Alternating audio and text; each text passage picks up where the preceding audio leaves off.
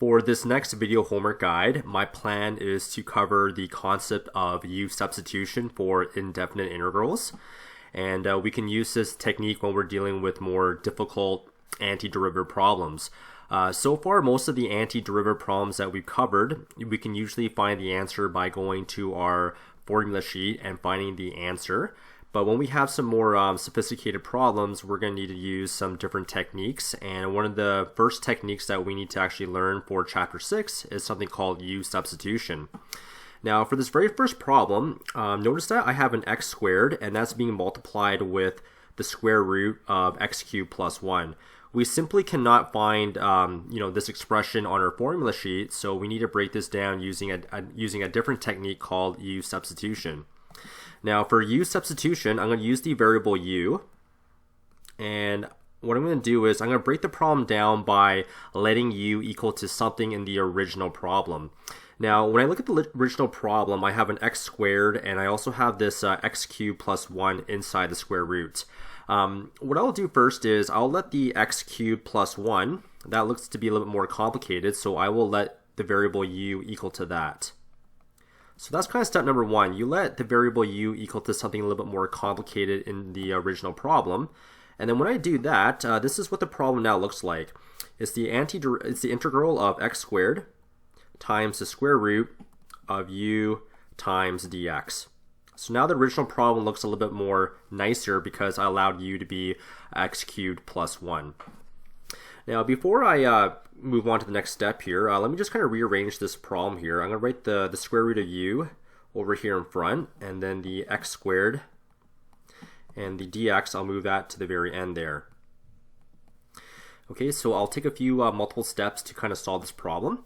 And the next step is, once you've found u to be x cubed plus 1, your next step is you want to take the derivative of this expression. So the derivative of u with respect to x is going to be du by dx. So taking the derivative is just one of the procedures that you have to do when you're doing U-substitution here. Now, what's the derivative of x cubed plus 1? Well, that's going to be 3x squared. Okay, so now the plan is you want to take this expression right here, and you want to apply some basic algebra skills to that, because what you want to do is you want to work with this step right here, and what you want to do is you want to make some substitution steps to further break down the original problem. So the original problem is this box here with the blue stars. We want to continue breaking that part down. And the way I'm going to do that is I'm going to manipulate the dx over here and the 3. So I'm going to just interchange these two pieces algebraically. If I interchange those two pieces algebraically, I get du over 3 equals to x squared times dx. Okay, and what you should notice right away is this x squared times dx matches up with the x squared times dx over here, right? Those two parts are exactly the same. So my next step, I'm going to make a substitution step here. So I'm going to take my original problem, and then I'll take the square root of u again. That remains the same. And instead of writing this x squared times dx, I'm going to replace that with du over 3.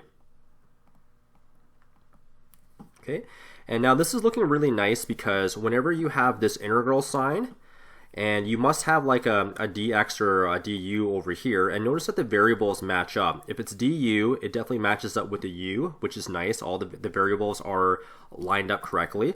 And then I can take this 3 here, and I can move that to the front. So if I do that, I get 1 over 3 times the integral of the square root of u times du. Now if I take a look at this expression right here, this is much easier to find the antiderivative. So let's go ahead and find the antiderivative of this expression right here. So that's going to be 1/3. And we know that the square root of u is equal to u to the power 1/2. And if I want to find the antiderivative of that, basically I need to add 1 to the power. So 2 over 2 divided by the new power, which is going to be 3 over 2. So 1/2 plus 2 over 2 is 3 over 2. So my antiderivative will be u to the power of 3 over 2, and then I'll divide that by 3 over 2, and then I can add the plus c at the very end. All right, and now we need to simplify this. If I have a 1/3 here, and I'm dividing that part by 3/2, I can definitely simplify this by taking my 2 and multiplying with the 1. So 2 times 1 is 2, and 3 times 3 is 9. So 2/9 times u to the power of 3/2 plus c. So that's what it looks like once you cleaned it up. And then you need to go back to the original question. The original question, remember, u was what? U was equal to x cubed plus 1. So at the very end here, we need to substitute that back in, and I get 2/9 bracket x cubed plus 1 and to the power of 3/2 plus c. And this right here is my final answer. So U-substitution is one of the more intermediate concepts or techniques that you need to now learn to find the antiderivative when you're dealing with more complicated problems. Now, once again, we can check our answer by taking the derivative of our answer. So if I take the derivative of this expression here, the 3/2 can multiply with the 2/9. And if I do 2/9 times 3/2, that gives me 6/18 times x cubed plus 1.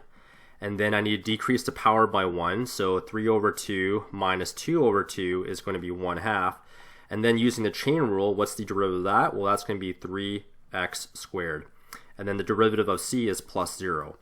So what we're doing at the very end here is we're just checking our answer here. And if I do this 3 times that 6, that's going to be 18.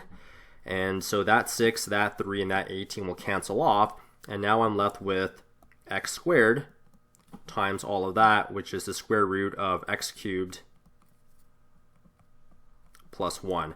And this indeed was the original question, so I feel pretty good that my answer is correct. All right, so that's how you do U-substitution. For some of the examples in this video homework guide, I'll take extra steps to solve the problem, and once you get more comfortable with U-substitution, you can definitely solve the problems in fewer steps. Okay, let's take a look at the next example here. Okay, for the next example here, I have an x here, and I have x squared plus 1 on the denominator, and this is also going to be another U-substitution question because I simply can't find this problem on my reference sheet. So ask yourself, what looks like the more complicated part, the yellow part or the green part? Well, the green part looks a little bit more complicated to me, so I will let my variable u equal to that. So my variable u will be equal to x squared plus 1. All right, so once you do that, I can rewrite my original problem as the antiderivative of, the integral of x divided by bracket u to the power of 2 times dx. So that's what the problem would now look like once you do U-substitution. Now after that, what I normally do is I just kind of rearrange the terms here. So this u squared there, I kind of put that over to the front, so 1 over u squared, and then I leave the x times dx part at the very end. Okay, so what I do there is I just kind of rearrange the original problem so that the u variable is in front and the x dx is at the tail end. Now, on your next step, what you want to do is you want to take your u variable and you want to take its derivative, du by dx. You're taking the derivative of u with respect to x. And if I do that, I get 2x. Okay, and my plan right now is I want to rewrite this green box in a way so that I can make a substitution with the original problem over here on the left-hand side. And what I see right now is this dx over here, I can interchange that with the 2 right there. So just using some basic algebra, I can rearrange this to be du over 2 equals to x times dx. And that's great now because you can see that x times dx, it lines up with the x times dx in the green box over here. So this part matches up with that. So now I can take my original problem here, and instead of writing x times dx, I can replace that with du divided by 2. And this is looking pretty good because if I have a du over here, I must have its matching variable on the left-hand side there. And with this 2, I can just move that to the front.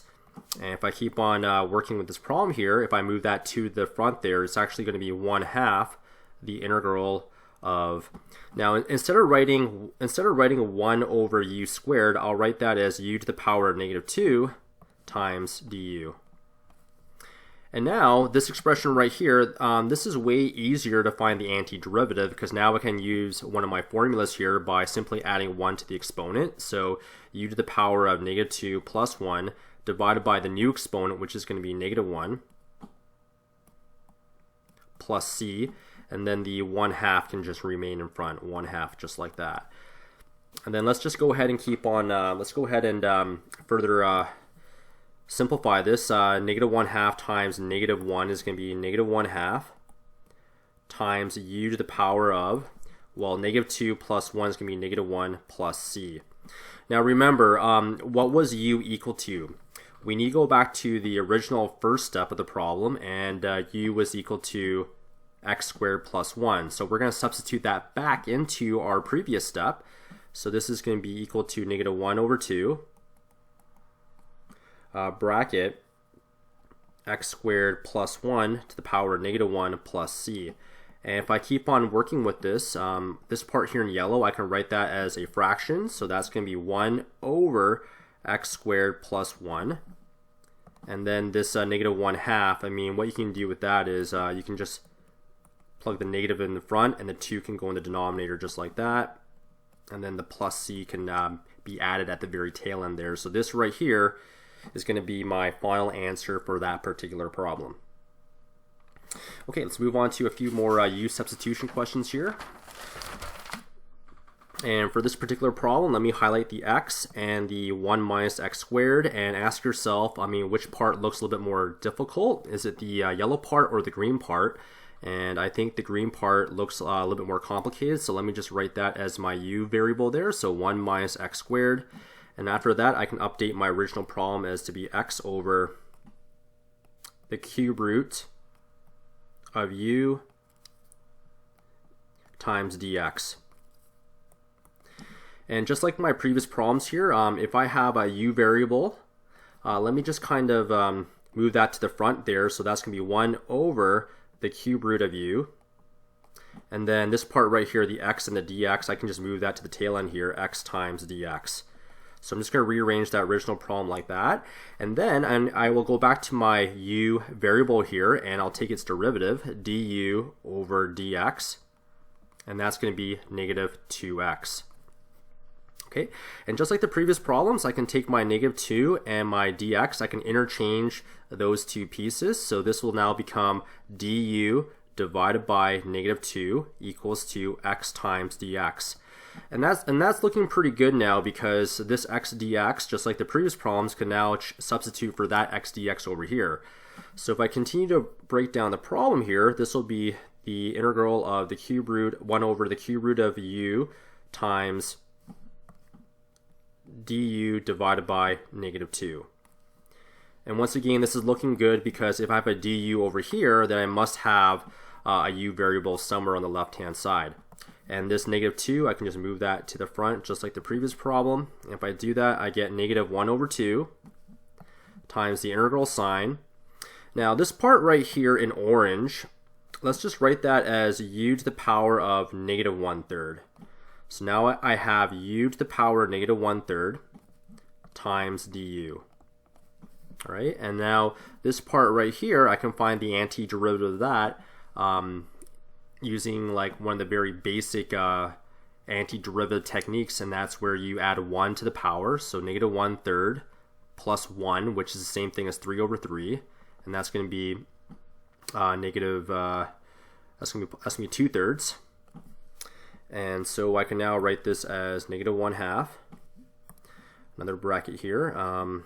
Actually, let me just do the whole thing here. U to the power of negative 1/3 plus 3 over 3 divided by the new power, which is going to be 2 over 3. And then I can close that off and add the c there. Okay, so let's just simplify this now. This is going to be u to the power of 2/3. And I can take this 3 right here, and I can multiply that with the 1. So that's going to be negative 3. And then after that, I can take the 2 and multiply that with that 2. So that's going to be negative 3 over 4. And then plus c at the very end. And then finally ask yourself, what does u equal to? Well, we need to go back to the original problem and notice that I believe u was equal to this part right here, 1 minus x squared. So we just substitute that back into the original problem here. So this is negative 3 over 4, bracket 1 minus x squared, close bracket to the power of 2/3 plus c. And that is your final answer for that problem there. Okay, let's move on to question number 8.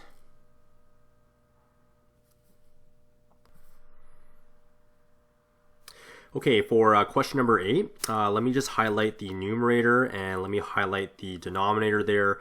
And once again, for this U-substitution question, you should ask yourself what looks a little bit more complicated, the green part or the yellow part.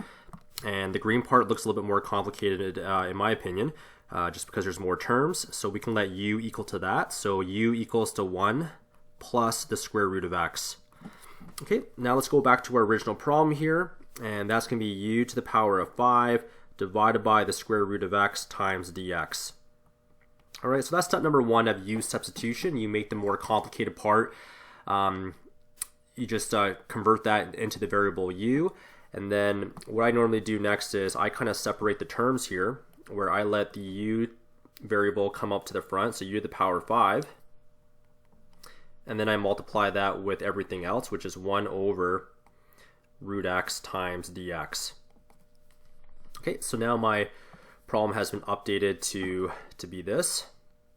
Now let's go back to our u variable here on the right hand side. The next step is for u substitution, you always take the derivative. And if I take the derivative here, well, the derivative of 1 is 0, but let's take a look at the square root of x. That's really x to the power of 1/2. And if I take the derivative of that, that's going to be 1/2 x to the power of negative 1/2. And if I just continue to break this one down, this is the same thing as 1 over 2 times root x. Okay, and after that, I'm just going to do one step here. I'm going to take this dx, and I'm going to move the dx up there, and then I'm going to take this 2 here, and then I'm going to move that over there with the numerator there. So if I do that, I would get 2 times du, so some crisscrossing multiplying here, crisscross multiplying, and 1 over root x, and then the dx can just move over here to be just dx like that. All right, so those are just very basic crisscrossing techniques when you have a fraction equaling to a fraction.